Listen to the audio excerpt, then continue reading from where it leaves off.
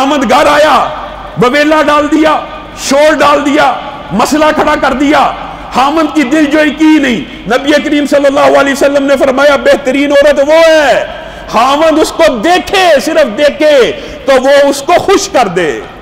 کیسے خوش کر دے؟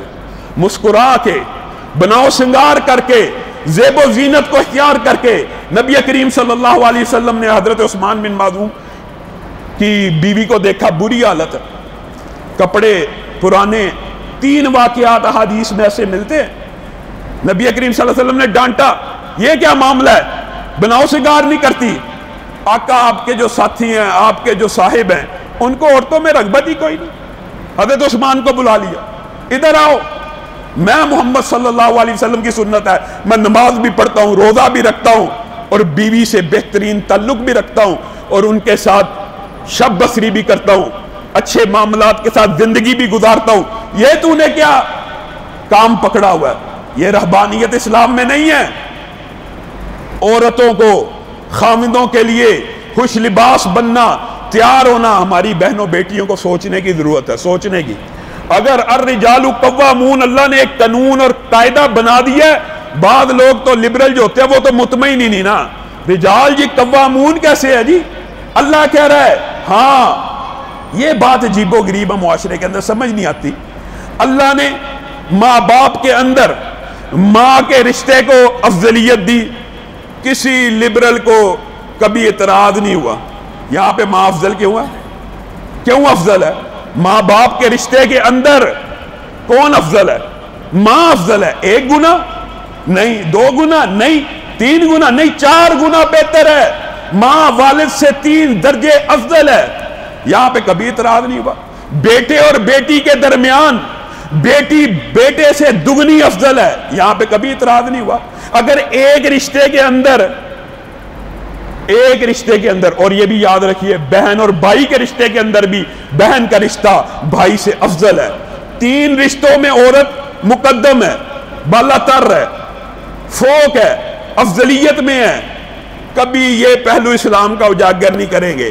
جب میاں بیوی کے رشتے میں اللہ کہے گا کہ یہ جو میاں بیوی کا رشتہ ہے یہاں پہ مرد حاکم ہے, قوام ہے, کیونکہ اللہ تعالیٰ نے اس کو یہ فضیلت دی ہے. جیسے ماں باپ کے اندر اللہ نے ماں کو فضیلت دی, میاں بیوی کے اندر اللہ کی مرضی ہے, اللہ نے خاوند کو فضیلت دی ہے. 2 وجوہات کی بنیاد پہ, ایک فضیلت دینا, اور دوسرا یہ بندہ اپنی بیوی کے اوپر خرچ کرتا ہے.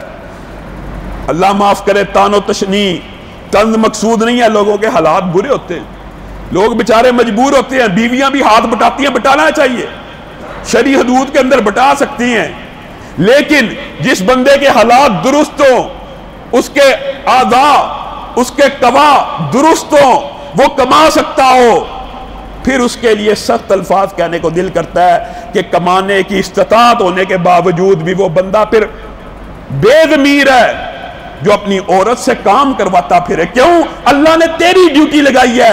عورت گھر کی ملکہ ہے, عورت گھر کی ملکہ ہے, عورت گھر کی ملکہ ہے, اور خامند کا کام یہ ہے اس ملکہ کو کھانا بھی فراہم کرے, پینا بھی فراہم کرے, کپڑا بھی فراہم کرے, اس کے منہ میں اگر ایک نوالا بھی ڈالے گا. نبی کریم صلی اللہ علیہ وسلم نے فرمایا بہترین صدقہ وہ ہے, بہترین صدقہ جو تم اپنے بیوی بچوں کے منہ میں ڈالتے ہو.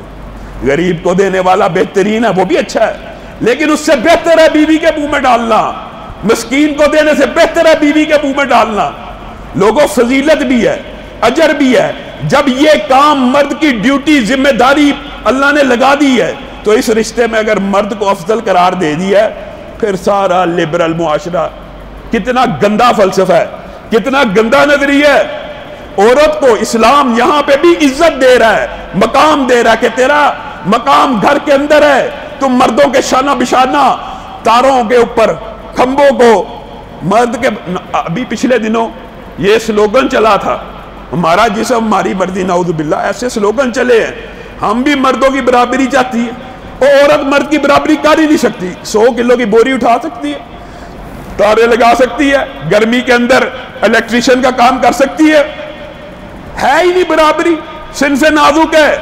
یہ جو لوگ عورت کو نوکری کے اوپر معاشرے کے اندر انگیخت کرتے رہتے ہیں برابری برابری, یہ عورت تک رسائی حاصل کرنا چاہتے ہیں، عورت معاشرے میں پھرے، عورت مخلوط ماحول میں آئے، عورت کا استحصال کیا جائے. پورا یورپ